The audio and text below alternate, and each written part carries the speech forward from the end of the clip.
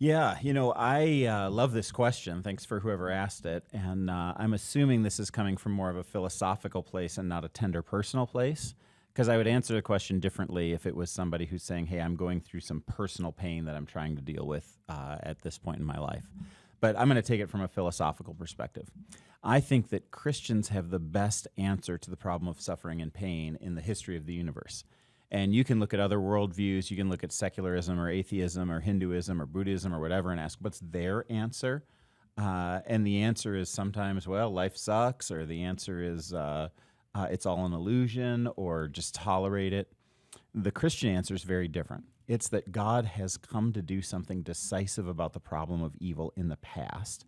And that's Jesus coming to say, I will give my very life in order to be able to make a difference in this world, to pay for sins, and also to create a brand new pathway to healing and restoration for people in the future.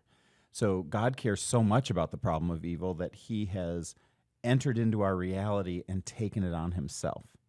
Second thing is that in the present, he is doing something about the problem of evil by living inside of his people and inviting us to be those who alleviate the problem of evil in this world. That's what bringing the kingdom of God is all about. So hospitals and schools and care for the poor and leprosariums and the justice towards women and caring for children and all of the things that have emerged from the Christian worldview that we take for granted now are actually the kingdom of God being actively at work in our culture.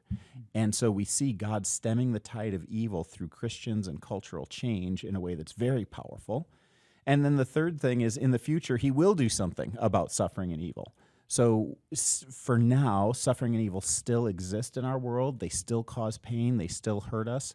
But Jesus is coming back again. And when he does, he's going to deal the final death blow to suffering and evil and create an existence for us where there's no more crying or suffering or death or tears or pain, but instead God rules and we get to be with him.